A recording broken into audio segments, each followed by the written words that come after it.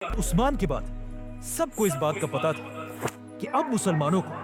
پیسوں کی زیادہ کمی نہیں ہوگی، کیونکہ حضرت عثمان بنو امیہ کے پہلے اور اکیلے شخص تھے جنہوں نے اپنے خاندان کے خلاف جا کر اسلام قبول کیا تھا۔ جب آپ صلی اللہ علیہ وسلم مکہ میں لوگوں کو اسلام کی طرف بلانے لگے تو پہلے لوگوں کا خیال تھا کہ محمد صلی اللہ علیہ وسلم یہ سب کچھ صرف اپنے خاندان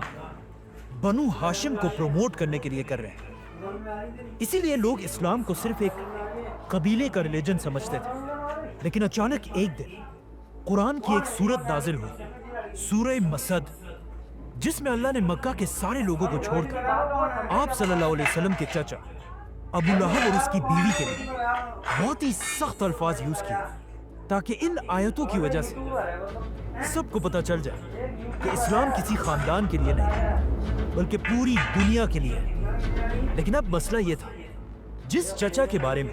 قرآن کی یہ آیات نازل ہوئی تھی، اسی کے 2 بیٹوں کے ساتھ آپ صلی اللہ علیہ وسلم کی 2 بیٹیوں کا نکاح ہو چکا تھا۔ تو اب جب ان آیات کا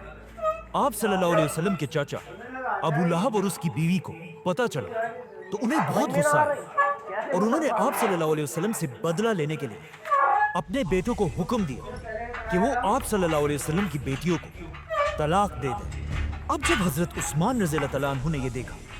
کہ صرف آپ صلی اللہ علیہ وسلم کو کمزور کرنے کے لیے ان کی بیٹیوں کو طلاق دیا گیا، تو وہ سیدھا آپ صلی اللہ علیہ وسلم کے پاس پہنچے اور ان سے ان کی بیٹی رقیہ کا ہاتھ مانگا۔ اس طرح حضرت عثمان رضی اللہ تعالیٰ عنہ آپ صلی اللہ علیہ وسلم کے بہت ہی قریب ہو گئے۔ یہ دیکھ کر ان کا خاندان بنو امیہ آخر اور برداشت نہیں کر سکا، کیونکہ یہ بنو امیہ کے لیے ایک بہت بڑی بے عزتی تھی۔ تو اب بالکل باقی مسلمانوں کی طرح بنو امیہ بھی حضرت عثمان جیسے پاورفل انسان پر ظلم کرنے لگے۔ کہا جاتا ہے کہ ان کے ایک چچا حکم انہیں رسیوں سے باندھ کر مارا کرتے تھے، اور ان کا پورا خاندان انہیں اسلام چھوڑنے کا کہتا رہتا تھا۔ لیکن حضرت عثمان اس سب کے بعد بھی اپنے خاندان کے خلاف جا کر آپ صلی اللہ علیہ وسلم کے ساتھ کھڑے رہے۔ اس کے کچھ ہی عرصے بعد مکہ میں آخر ایک ایسا ٹائم آیا کہ اب کچھ مسلمان اب اور یہاں نہیں رہ سکتے تھے، کیونکہ اب مکہ والوں نے مکہ کے 2 مسلمانوں کو شہید کر دیا تھا۔ تو رسول اللہ صلی اللہ علیہ وسلم نے ان مسلمانوں کو حکم دیا کہ وہ عرب کو چھوڑ کر حبشہ کی طرف ہجرت کریں، جہاں ایک نیک بادشاہ ان کی ضرور مدد کرے گا۔ آپ صلی اللہ علیہ وسلم کے اس حکم کے بعد حضرت عثمان اپنی بیوی رقیہ اور کچھ اور مسلمانوں کے ساتھ عرب کو چھوڑ کر ایتھیوپیا مطلب حبشہ کی طرف چلے گئے، اور وہاں جا کر اگین حضرت عثمان نے اپنی بزنس کی نالج کو یوز کر کے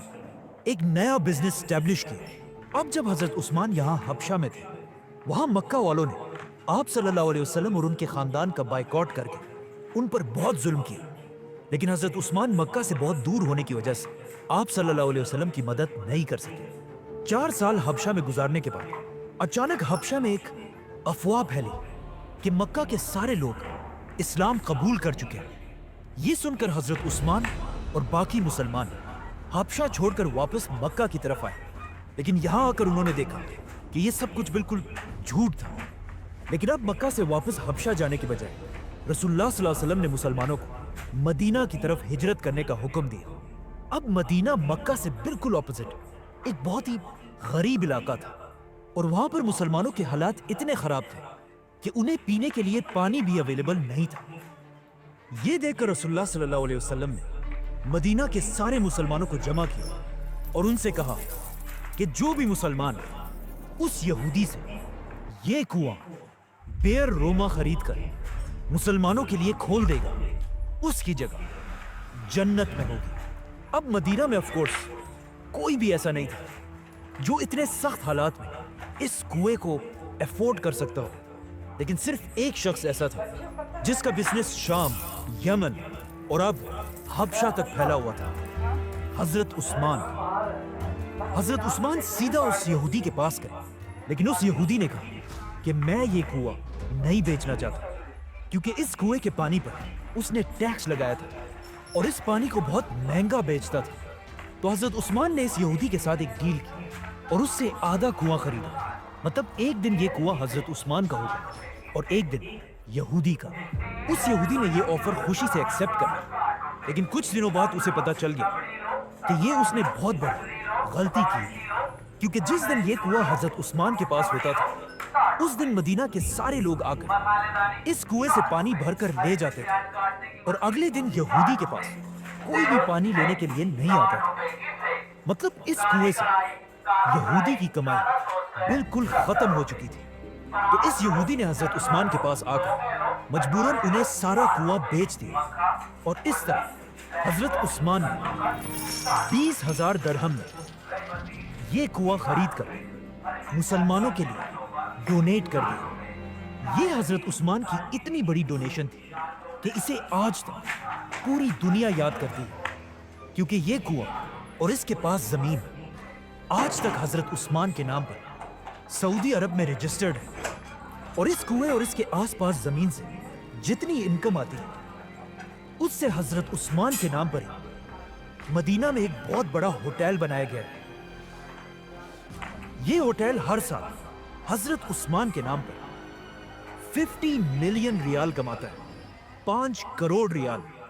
जो ऑलमोस्ट 400 करोड़ रुपए बनते हैं, जिसे पूरा का पूरा गरीबों में तकसीम कर दिया जाता है। मतलब हजरत उस्मान वाहिद सहाबी हैं जिनके नाम से आज तक अल्लाह की राह में करोड़ों दिए जाते हैं। ये कुआं खरीदने के कुछ ही अरसे बाद इस्लाम की पहली जंग का टाइम आया, जंगे बदर, जिसमें रसूलुल्लाह सल्लल्लाहु अलैहि वसल्लम मदीना से 313 मुसलमानों की फौज लेकर बदर की तरफ रवाना हुआ। लेकिन मसला यह था कि हजरत उस्मान मुसलमानों की इस फौज में नहीं थे, क्योंकि उनकी बीवी और आप सल्लल्लाहु अलैहि वसल्लम की बेटी रुकैया की तबीयत बहुत खराब थी। इसीलिए आप सल्लल्लाहु अलैहि वसल्लम ने हजरत उस्मान को मदीना में रहने का हुक्म दिया। लेकिन अब जब आप सल्लल्लाहु अलैहि वसल्लम और मुसलमान जंग बदर लड़ने में बिजी थे, वहां उनकी बेटी रुकैया की तबीयत बहुत खराब हुई और वो इस दुनिया से चली गई। जब रसूलुल्लाह सल्लल्लाहु अलैहि वसल्लम जंग बदर जीत कर वापस मदीना पहुंचे, तो मुसलमान बहुत खुश थे और जंग जीतने का जश्न मना रहे थे। लेकिन उसी वक्त आप सल्लल्लाहु अलैहि वसल्लम को उनकी बेटी रुकैया की मौत की खबर दी गई, जिस पर आप सल्लल्लाहु अलैहि वसल्लम को इस जीत के दिन भी बहुत दुख हुआ। रुकैया रज़ियल्लाहु तआला अन्हा की मौत के बाद मदीना के लोगों ने देखा कि हजरत उस्मान बहुत ही दुखी और परेशान रहने लगे, और जब उनसे पूछा गया तो उन्होंने बताया कि रुकैया की मौत का दुख तो मुझे है ही, लेकिन मुझे इस बात का भी गम है कि उनके जाने के बाद मेरा रिश्ता रसूलुल्लाह सल्लल्लाहु अलैहि वसल्लम के साथ टूट चुका है। ये सुनकर आप सल्लल्लाहु अलैहि वसल्लम ने अपनी दूसरी बेटी उम्मे कलसूम की शादी भी हजरत उस्मान से कराई, जिसके बाद हजरत उस्मान का नाम जुन्नुरैन पड़ा, मतलब दो नूरों वाला। बदर की जंग ऐसा एक ही इवेंट था जिसमें हजरत उस्मान मुसलमानों के साथ शामिल नहीं थे, क्योंकि बदर के बाद हजरत उस्मान इस्लाम की हर बड़ी जंग, ओहद और खंदक जैसी बड़ी जंगों में शामिल थे। और इसके बाद आया हजरत उस्मान की जिंदगी का सबसे इंपॉर्टेंट इवेंट कि जब खंदक की जंग के बाद मुसलमान मदीना से उम्रा करने के लिए मक्का की तरफ रवाना हुए। जैसे ही मुसलमान मक्का के करीब पहुंचे, रसूलुल्लाह सल्लल्लाहु अलैहि वसल्लम ने हजरत उमर को हुक्म दिया कि जाओ और मक्का के लीडर अबू सुफियान से बात करो कि हम किसी जंग के लिए नहीं, बल्कि सिर्फ और सिर्फ उम्रा करने के लिए आए हैं। ये सुनकर हजरत उमर ने आप सल्लल्लाहु अलैहि वसल्लम से कहा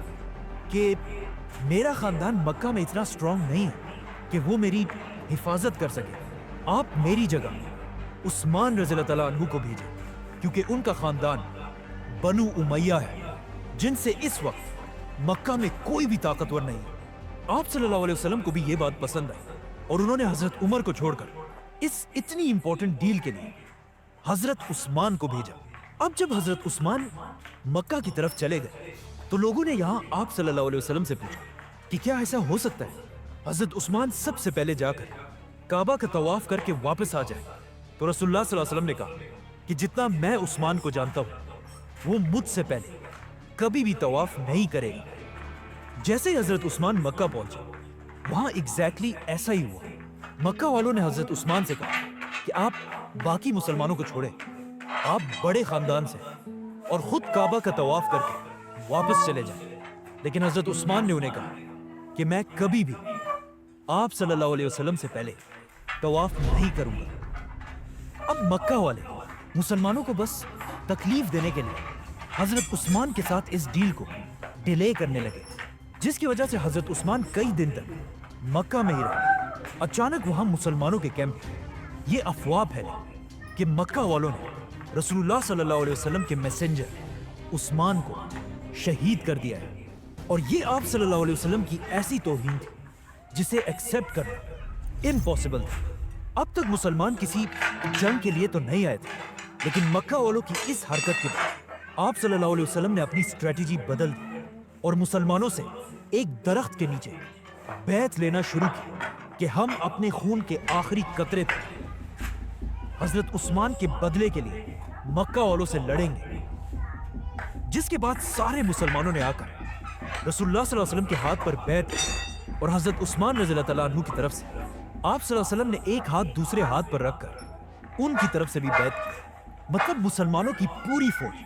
حضرت عثمان کے لیے اپنی جان دینے کے لیے تیار تھے۔ لیکن یہ جنگ کبھی ہوئی نہیں، کیونکہ یہ ایک جھوٹی افواہ تھی، اور حضرت عثمان بالکل صحیح سلامت واپس آ کر مسلمانوں کے ساتھ شامل ہوئے۔ اس بیعت کو بیعت الرضوان کہا جاتا ہے، اور یہ اتنی امپورٹنٹ بیعت تھی کہ جس درخت کے نیچے مسلمانوں نے بیعت کی اس درخت کا ذکر قرآن میں بھی ہوا ہے۔ اب یہاں پر ایک بہت ہی انٹرسٹنگ بات ہے کہ اس سب سے بہت سال بعد حضرت عمر کی خلافت میں جب بھی مسلمان حج کرنے آتے تھے، وہ اس درخت کے پاس جا کر بھی حاضری لگاتے تھے، جو ایک ایسا کام تھا جس کا اسلام میں کوئی ذکر نہیں ہے۔ اور حضرت عمر نہیں چاہتے تھے کہ مسلمان اسلام میں نئے نئے رواج بنائیں، تو حضرت عمر نے اپنی خلافت میں حکم دیا کہ اس درخت کو کاٹ دیا جائے۔ اسی لیے آج تک کسی کو نہیں پتا کہ وہ درخت آخر کہاں پر تھا۔ اس کے بعد حضرت عثمان کی مدینہ میں اتنی اہمیت تھی کہ ایک دن رسول اللہ صلی اللہ علیہ وسلم کسی چھوٹی جنگ پر مدینہ سے کہیں دور چلے گئے، اور جانے